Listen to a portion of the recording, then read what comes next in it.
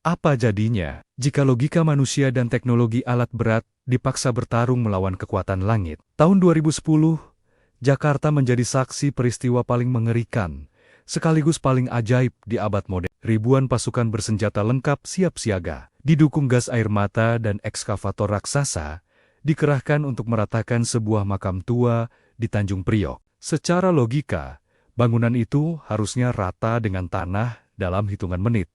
Tapi, yang terjadi justru sebaliknya. Ekskavator yang gagah itu mendadak mati total dan meledak saat gigi besinya hendak menyentuh gapura makam. Ribuan pasukan mundur ketakutan karena melihat sesuatu yang tak kasat mata, ikut berperang membela para santri. Siapakah sosok agung yang bersemayam di makam itu? Dan benarkah ada pasukan jubah putih yang turun langsung membalikan arah angin dan mematahkan besi? Ini bukan dongeng zaman dulu. Ini adalah bukti nyata bahwa karomah para wali itu hak benar adanya, dan besi sekuat apapun akan tunduk di hadapan kekasih Allah. Sebelum bulu kuduk Anda merinding mendengar detail kejadiannya, mari kita tunjukkan adab kita pada para aulia. Silakan tekan tombol like dan subscribe. Mari kita berdoa bersama hari ini. Ya Allah, lindungilah kami dari sifat sombong, dan wafatkanlah kami dalam keadaan mencintai para walimu. Ketik Amin atau Al-Fatihah di kolom komentar untuk Mbah Priok. Semoga doa ini menjadi asbab keselamatan kita, dunia akhirat. Siapkan mental Anda. Inilah kisah karomah berdarah saat ekskavator tak mampu menyentuh makam Mbah Priok.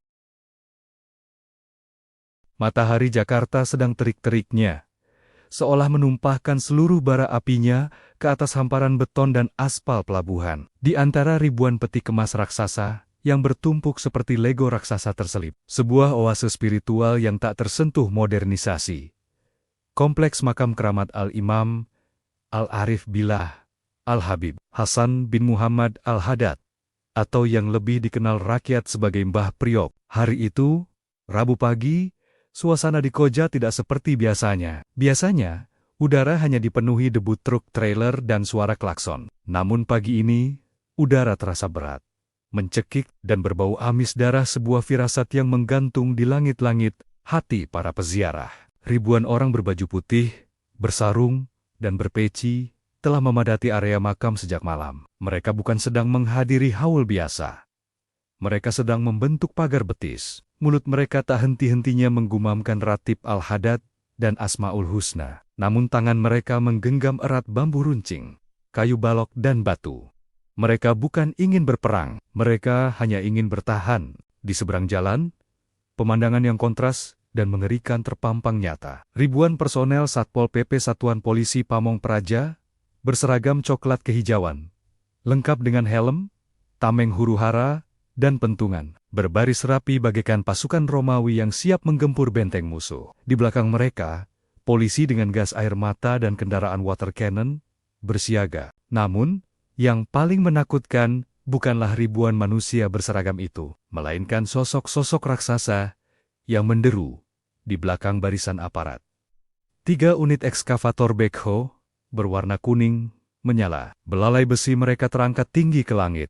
Gigi-gigi pengeruknya yang tajam berkilauan ditimpa cahaya matahari. Mesin diesel mereka meraung-raung, memuntahkan asap hitam pekat, seolah monster besi yang kelaparan minta tumbal.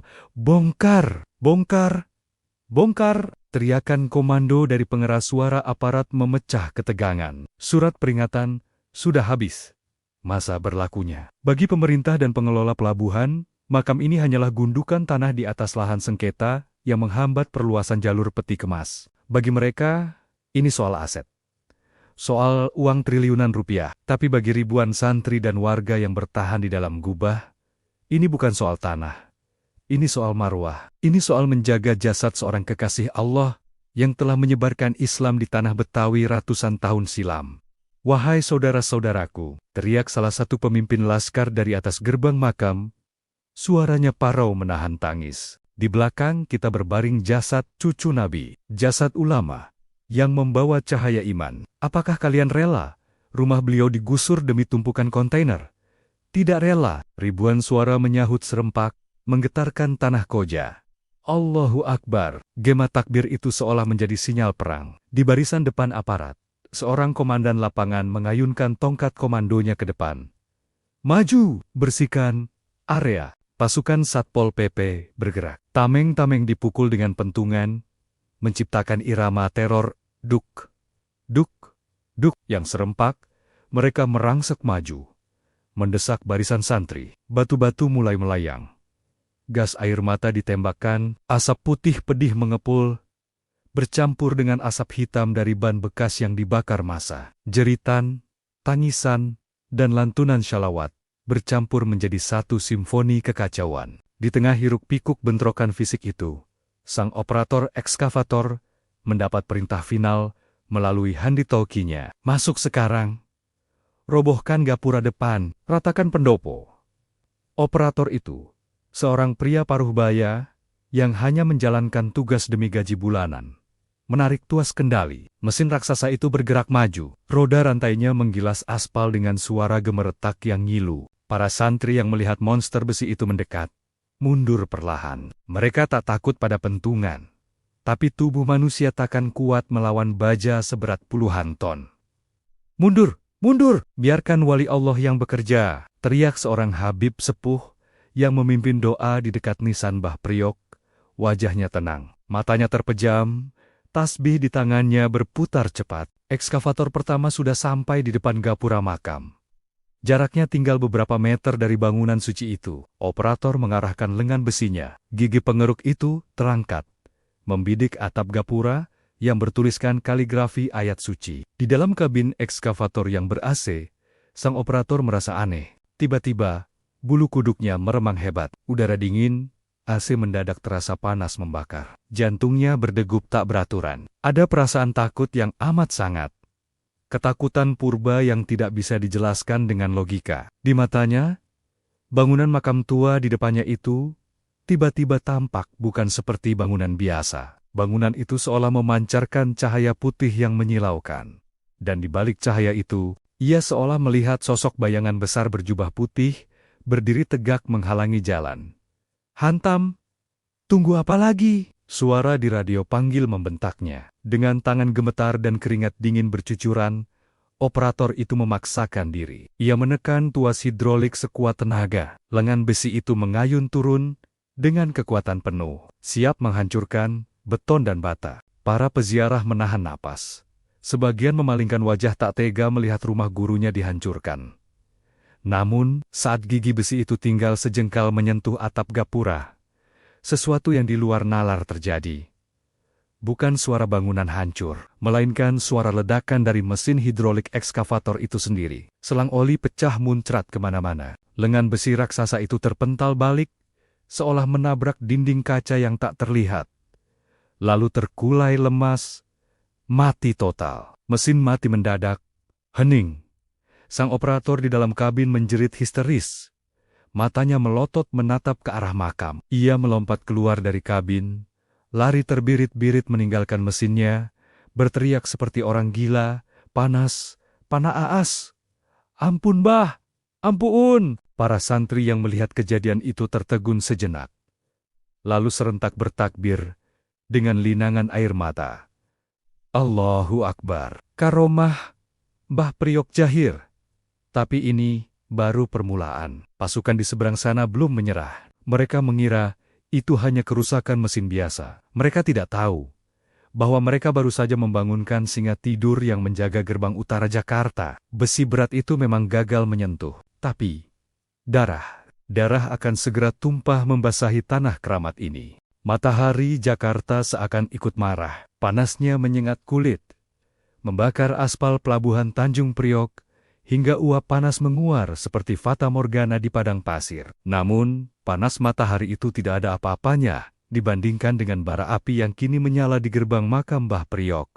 Setelah ekskavator pertama meledak dan mati mendadak secara misterius, keheningan sempat menyelimuti medan laga selama beberapa detik. Operator yang lari ketakutan itu kini tergeletak lemas di belakang barisan polisi, meracau tentang orang tua berjubah api yang menatapnya dari balik kaca kemudi. Namun, di mata para komandan lapangan yang memegang komando operasi, Hal itu hanyalah gangguan teknis. Bagi logika birokrasi, tidak ada istilah kualat atau karomah. Yang ada hanyalah target penggusuran yang harus tuntas hari ini juga.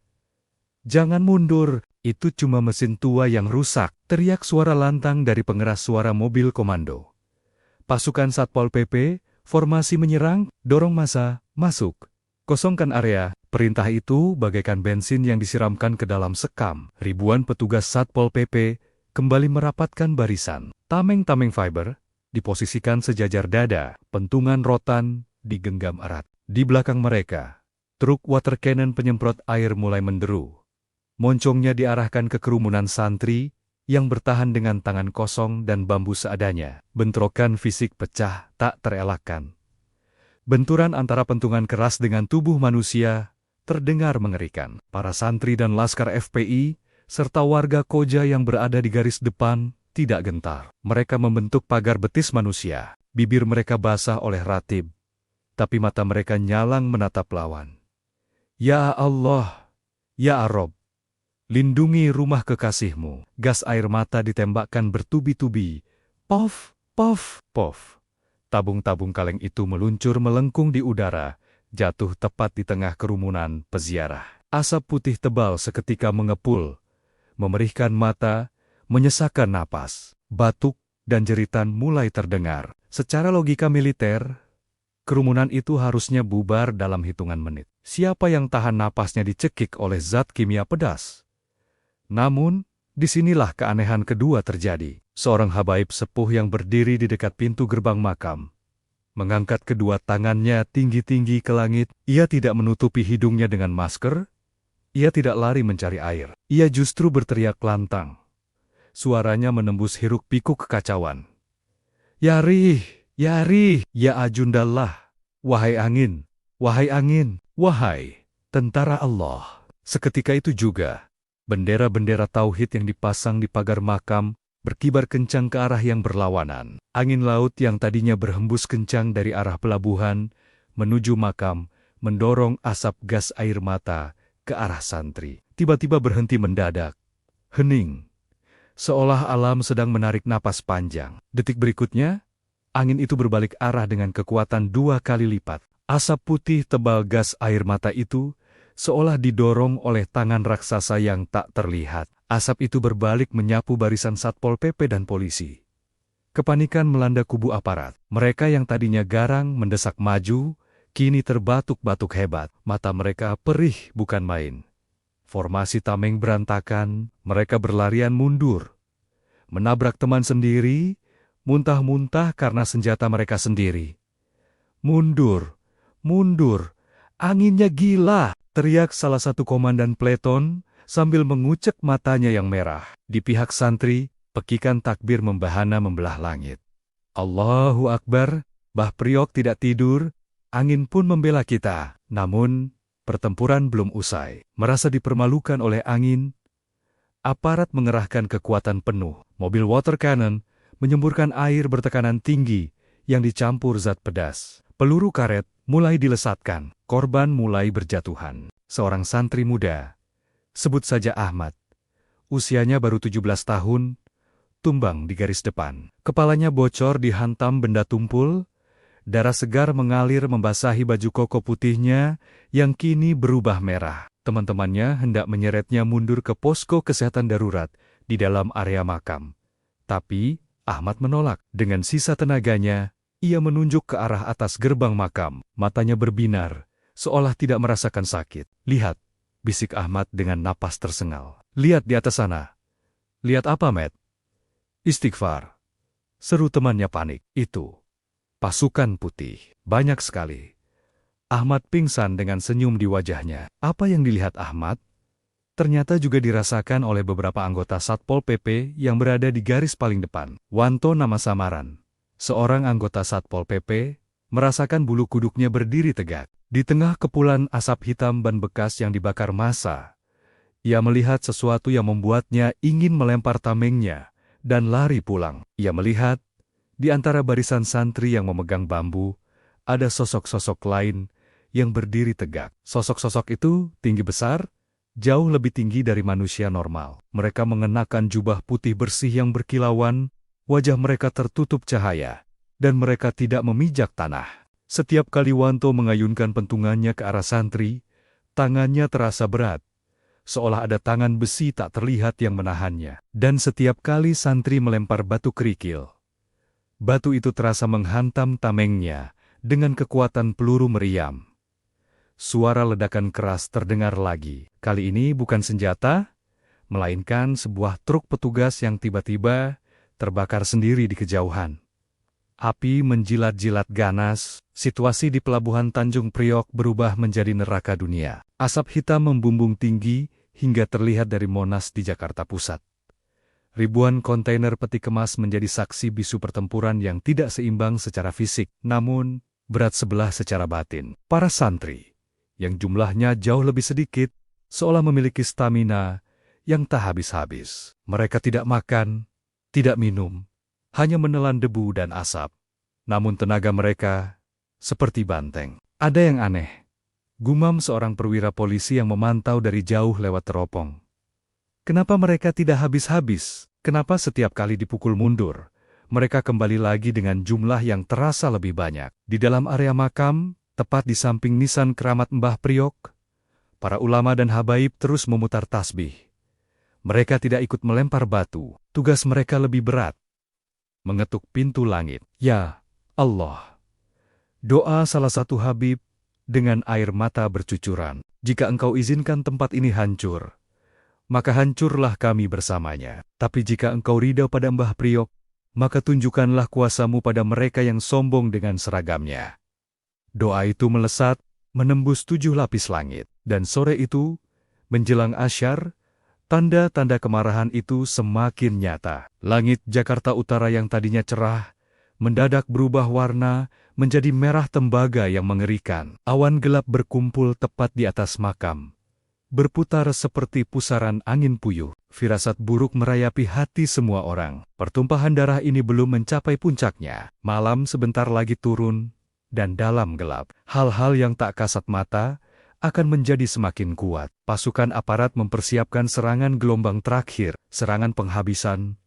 Sebelum matahari terbenam, mereka tidak tahu bahwa mereka sedang melangkah masuk ke dalam perangkap spiritual yang akan membuat peristiwa ini dikenang sebagai salah satu tragedi paling berdarah dan paling mistis di era modern. Langit di atas Teluk Jakarta tidak lagi berwarna biru. Ia telah berubah warna menjadi jingga kemerahan, bercampur dengan hitam pekat asap pembakaran. Matahari condong ke barat, seolah enggan menyaksikan tragedi yang akan mencapai puncaknya. Suara azan asar berkumandang dari pengeras suara musyola makam. Allahu Akbar, Allahu Akbar. Panggilan salat itu terdengar menyayat hati di tengah debu ledakan gas air mata dan raungan sirina. Namun, bagi ribuan pasukan Satpol PP yang sudah kepalang tanggung, azan itu bukan tanda berhenti, itu adalah lonceng ronde terakhir. Mereka lelah, lapar, haus, dan dipermalukan. Seharian menggempur, namun gerbang makam itu tak tersentuh. Malah, mereka dipukul mundur berkali-kali oleh kekuatan yang tak masuk akal. Rasa malu itu berubah menjadi amarah buta. Komando terakhir diteriakan. Ribuan personel Satpol PP, dibantu polisi, melakukan serangan puputan habis-habisan. Mereka tidak lagi peduli formasi. Mereka berlari menyerbu masuk ke area peti kemas yang menjadi benteng pertahanan para santri. Di sisi lain, para santri dan warga Koja yang bertahan sudah berada di titik nadir fisik manusia. Air minum habis, mata bengkak terkena gas kimia, luka-luka menganga di sekujur tubuh. Namun, saat melihat gelombang musuh datang laksana air bah, semangat jihad mereka justru menyala bak bensin di sambar api. Seorang ustadz muda dengan ikat kepala bertuliskan La ilaha illallah berdiri di atas tumpukan puing. Ia memungut segenggam batu kerikil. Matanya menatap ribuan pasukan berseragam lengkap itu. Teringat ia pada kisah Ashabul Fi'il, pasukan gajah yang hendak menghancurkan Ka'bah. Wahai saudaraku, teriak ustadz itu, mereka punya senjata api. Mereka punya tameng baja. Tapi kita punya Allah. Lemparkan batu-batu ini. Niatkan sebagai Ramiul Jumroh, melempar setan. Bismillah. Allahu Akbar. Ribuan tangan serentak melempar batu. Batu kerikil, pecahan konblok, botol kaca. Secara logika fisika, lemparan tangan manusia biasa hanya akan melayang sejauh 20-30 meter. Apalagi melawan angin, apalagi mengenai tameng fiber yang keras. Tapi sore itu, hukum fisika seolah tunduk pada hukum metafisika. Batu-batu yang dilempar para santri itu melesat dengan kecepatan peluru. Mereka terbang tinggi, menembus asap tebal, lalu menukik tajam menghujam barisan aparat. Suara benturan itu mengerikan. Seorang anggota pasukan merasakan tamengnya pecah terbelah dua, dihantam batu sebesar kepalan tangan. Batu itu tidak berhenti, terus melaju menghantam helmnya hingga retak. Ia ambruk seketika. "Ini gila, ini bukan batu biasa," teriak temannya histeris sambil berlindung. Rasanya kayak dihantam besi. Hujan batu itu semakin deras, bagaikan burung ababil yang mengirimkan batu neraka sijil. Langit Tanjung Priok menjadi gelap bukan karena mendung, tapi karena ribuan batu yang beterbangan menutupi cahaya matahari. Barisan aparat kocar-kacir. Tameng mereka tak berguna. Water cannon yang dibanggakan macet total, moncongnya tersumbat entah oleh apa. Dan di tengah kekacauan itu, elemen alam ketiga ikut mengamuk. Api, entah dari mana asalnya, apakah dari bom molotov, warga atau bensin yang bocor api, mulai menyambar kendaraan operasional aparat yang diparkir di barisan belakang. Satu truk terbakar. Angin laut yang kencang yang tadi berbalik arah meniup api itu ke truk di sebelahnya. 2 truk, 3 truk, 10 truk. Dalam waktu kurang dari 1 jam, puluhan kendaraan taktis truk angkut, mobil komando, hingga mobil mewah para pejabat pelabuhan berubah menjadi lautan api. "Mundur, kita terjebak." Pasukan Satpol PP panik luar biasa. Jalan mundur mereka tertutup oleh api yang membara. Di depan, hujan batu tak henti-henti. Kanan-kiri, tumpukan peti kemas yang dingin membisu. Mereka terjepit di lorong kematian. Di momen inilah, tragedi kemanusiaan terjadi. Sang pemburu kini menjadi yang diburu. Anggota Satpol PP yang tadi garang memukuli santri, kini lari tunggang langgang. Seragam mereka yang tebal dan berat menjadi beban mematikan. Ada yang membuang tamengnya, ada yang melepas helmnya. Mereka lari menyelamatkan nyawa, bersembunyi di sela-sela kontainer, bahkan ada yang nekat melompat ke laut pelabuhan yang keruh. 3 orang anggota Satpol PP terpisah dari rombongan, mereka terkepung di sebuah sudut mati. Wajah mereka pucat, mata mereka memancarkan ketakutan akan maut. Di hadapan mereka, ratusan warga yang sudah kalap karena emosi merangsek maju. Darah tumpah di tanah keramat. 3 nyawa melayang hari itu, bukan sebagai pahlawan perang, melainkan sebagai korban dari ambisi penguasa yang tak mengerti adab terhadap ulama. Namun, di tengah amuk masa yang brutal itu, masih ada secercah cahaya akhlak yang diajarkan Mbah Priok.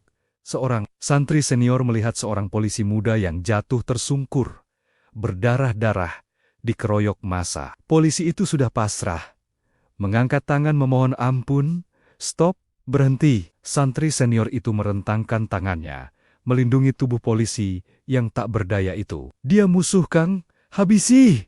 teriak massa yang marah. "Jangan, dia sudah tidak berdaya." Mbah Priok tidak mengajarkan kita membunuh orang yang sudah menyerah. Kita membela makam, bukan jadi pembunuh. Dengan susah payah, santri itu menyeret polisi yang terluka itu ke dalam area makam, memberinya air minum, dan merawat lukanya. Sebuah ironi yang indah. Tempat yang hendak digusur oleh polisi itu, justru menjadi tempat perlindungan terakhir bagi nyawa polisi tersebut. Pertempuran mulai mereda, bukan karena gencatan senjata, tapi karena pihak penyerang sudah hancur lebur mentalnya. Pemandangan di pelabuhan Tanjung Priok sore itu mirip ladang pembantaian Perang Dunia. Asap hitam membumbung tinggi. Puluhan bangkai truk dan mobil hangus menyisakan kerangka besi yang membara. Jalanan dipenuhi bebatuan, pecahan kaca, dan genangan darah. Di tengah kehancuran total itu, satu hal yang membuat semua orang merinding. Kompleks makam Mbah Priok berdiri utuh. Tak ada satupun gentengnya yang pecah. Tak ada satupun dindingnya yang roboh. Bahkan gapura yang tadi pagi hendak dihantam ekskavator, masih tegak menantang langit. Para santri yang tersisa, dengan wajah cemong debu dan baju robek-robek, bersujud syukur di atas aspal panas. Tangis mereka pecah, bukan tangis kesedihan, tapi tangis keharuan menyaksikan janji Allah yang nyata. Inna awliya Allah la khaufun alaihim walahum yahzanun. Sesungguhnya wali-wali Allah itu tidak ada kekhawatiran terhadap mereka dan tidak pula mereka bersedih hati. Matahari tenggelam sempurna, digantikan oleh kegelapan malam yang membawa aura mistis lebih pekat. Aparat mundur total, tidak ada yang berani mendekat lagi. Mereka tahu, malam ini, Mbah Priok bukan hanya dijaga oleh manusia, tapi berita kemenangan ini belum selesai. Di Istana Negara, Presiden terdiam melihat laporan di TV. Di Balai Kota, Gubernur terpaku. Semua mata Indonesia tertuju pada gundukan tanah di Jakarta Utara yang gagal diratakan oleh kekuatan negara. Besok pagi akan ada babak baru. Bukan perang fisik, melainkan pengakuan kekalahan dari para penguasa. Matahari terbit di ufuk timur Jakarta. Namun sinarnya tampak ragu-ragu, menembus kabut sisa asap pembakaran yang masih menggantung rendah di langit Tanjung Priok. Pemandangan pagi itu di Jalan Jampea bagaikan lokasi syuting film kiamat. Hening, mencekam, jika kemarin tempat ini adalah neraka yang bising oleh teriakan dan ledakan, hari ini ia menjadi kuburan mesin yang sunyi. Puluhan bangkai truk Satpol PP dan kendaraan taktis polisi teronggok gosong di tengah jalan. Kerangka besi mereka yang hitam legam masih mengepulkan asap tipis, membentuk barikade alami yang mengerikan. Di balik benteng bangkai mobil itu, ribuan santri masih terjaga. Mereka duduk bersila di atas aspal yang penuh serpihan kaca dan batu. Wajah mereka lelah. Mata mereka cekung kurang tidur. Baju putih mereka berubah abu-abu oleh debu dan noda darah kering. Namun, tidak ada wajah kekalahan di sana. Yang ada adalah wajah ketenangan yang aneh. Di tengah lautan kehancuran itu, kompleks makam Mbah Priok berdiri tegak, bersih, dan berwibawa. Seolah-olah ada kubah kaca raksasa yang melindunginya semalam suntuk. Debu pertempuran seakan enggan menempel di dinding gubah sang wali. Iring-iringan mobil hitam berplat merah dan dinas militer mendekat perlahan. Tidak ada lagi sirena yang meraung angkuh. Tidak ada lagi water cannon yang menyemprotkan air pedas. Pintu mobil terbuka. Turunlah para petinggi negeri ini. Gubernur, Kapolda, dan Pangdam Jaya. Langkah mereka berat. Sepatu mengkilap mereka harus melangkah hati-hati, menghindari puing-puing sisa perang kemarin. Seorang jenderal polisi berbintang 2, menatap sekeliling dengan pandangan tak percaya. Ia adalah veteran lapangan yang sudah menangani ratusan kerusuhan. Tapi belum pernah ia melihat yang seperti ini. Bagaimana mungkin? Gumam sang jenderal pelan kepada ajudannya. Mereka cuma pakai batu dan bambu. Pasukan kita pakai tameng, gas air mata, dan kendaraan lapis baja. Tapi lihat ini, kita yang hancur lebur. Sang jenderal berjalan mendekati gerbang makam. Ia melihat bangkai ekskavator kuning yang kemarin mati mendadak saat hendak menghantam gapura. Mesin itu masih di sana, lengan besinya terkulai lemas seperti tangan raksasa yang patah tulang. Mendadak, hidung sang jenderal mencium aroma yang sangat harum. Aroma itu bukan bau bangkai, bukan bau sampah, bukan pula bau amis darah yang seharusnya menyengat di tempat bekas kerusuhan. Itu adalah aroma minyak kasturi yang sangat kuat dan menenangkan. "Wangi apa ini?" tanyanya. "Minyak wangi dari makam, Jenderal," jawab seorang Habib sepuh yang menyambut kedatangan rombongan itu di gerbang. Habib itu tersenyum ramah, seolah menyambut tamu undangan, bukan musuh yang kemarin hendak menggusurnya. Sang jenderal tertegun, ia menatap wajah Habib itu, lalu menatap makam di belakangnya. Seketika, rasa angkuh jabatannya luntur. Lututnya terasa lemas. Ada kekuatan besar yang menekan dadanya, memaksanya untuk menunduk hormat. Kami ingin bicara," ucap pejabat pemerintah itu dengan suara yang jauh lebih rendah dari biasanya. Pertemuan pun terjadi di pendopo makam yang beralaskan tikar sederhana. Suasananya kontras. Di satu sisi duduk para pejabat dengan seragam dinas penuh lencana, di sisi lain duduk para habaib dan ulama dengan jubah putih sederhana dan sorban. Pak Gubernur, Pak Jenderal, buka salah satu wakil ahli waris. Dengan tenang, lihatlah, di luar sana, besi bisa hancur, beton bisa runtuh, kendaraan canggih bisa terbakar. Tapi karomah wali Allah tidak bisa disentuh oleh keserakahan. Gubernur menunduk, menghela napas panjang. Laporan di mejanya pagi ini mengerikan.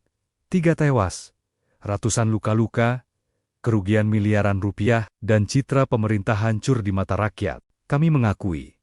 Suara gubernur terdengar berat. Kami salah perhitungan. Kami kira ini hanya sengketa tanah biasa. Kami lupa bahwa tanah ini memiliki penghuni yang dicintai langit. Sang Jenderal Polisi menambahkan, saya sudah perintahkan tarik mundur semua pasukan. Tidak akan ada lagi penggusuran. Ekskavator itu, biarkan saja di sana jadi saksi. Tidak ada operator saya yang berani menyalakannya lagi. Mereka semua demam tinggi sejak semalam. Mengigau minta ampun. Pengakuan itu adalah kemenangan mutlak, tanpa perlu pengadilan dunia. Putusan sudah dijatuhkan oleh takdir. Pemerintah akhirnya menyerah. Hari itu juga, status tanah makam Mbah Priok berubah drastis. Bukan lagi lahan sengketa pelabuhan, melainkan cagar budaya yang harus dilindungi. Kabar itu menyebar cepat bagai kilat ke seluruh penjuru Tanjung Priok. Ribuan santri yang masih siaga langsung bersujud syukur serempak. Tangis haru pecah lebih keras daripada saat perang kemarin. Sala'atula'ah, sala'amula'ah, Alla'a tahaha rasulila'ah. Salawat Badar bergema. Kali ini bukan untuk membakar semangat perang, tapi untuk merayakan kemenangan iman atas arogansi kekuasaan. Namun, di balik kemenangan itu, ada satu misteri terakhir yang disaksikan oleh Sang Jenderal sebelum ia meninggalkan lokasi. Saat hendak masuk ke mobilnya, Sang Jenderal sempat menoleh sekali lagi ke arah kerumunan santri berbaju putih. Matanya menyipit. Ia melihat, di barisan paling belakang, berdiri sosok-sosok tinggi besar yang mengenakan jubah hijau lumut kuno, memegang tombak panjang. Sosok-sosok itu tidak menapak tanah. Mereka menatap Sang Jenderal dengan sorot mata tajam. Lalu perlahan memudar hilang di telan cahaya matahari siang. Sang Jenderal bergidik ngeri, buru-buru masuk ke mobilnya dan menutup pintu rapat-rapat. Jalan! Cepat jalan dari sini! Perintahnya dengan suara bergetar. Ia sadar, pasukan yang ia hadapi kemarin bukanlah manusia biasa. Ia baru saja berperang melawan Rijalul Haib, pasukan gaib penjaga tanah Betawi, dan ia bersyukur nyawanya masih diampuni untuk menceritakan kisah ini. Tragedi Koja telah berakhir, tapi legendanya baru saja dimulai. Mbah Priok telah membuktikan bahwa di era modern yang serba logika dan besi ini, karomah masih hidup dan berdetak kencang di jantung mereka yang percaya. Dan begitulah kisah itu berakhir. Hari ini, jika Anda berkunjung ke Tanjung Priok, Anda akan melihat makam itu berdiri megah, dikelilingi peti kemas yang seolah bersujud memberinya ruang. Peristiwa 2010 bukan sekadar kerusuhan. Itu adalah teguran keras bagi kita semua, bahwa jangan pernah sekalipun meremehkan kekuatan orang-orang yang dekat dengan Allah. Besi bisa bengkok, api bisa padam. Tapi doa para wali akan menembus langit tanpa penghalang. Semoga kita semua mendapatkan keberkahan dari para aulia. Al-Fatihah untuk Mbah Priok.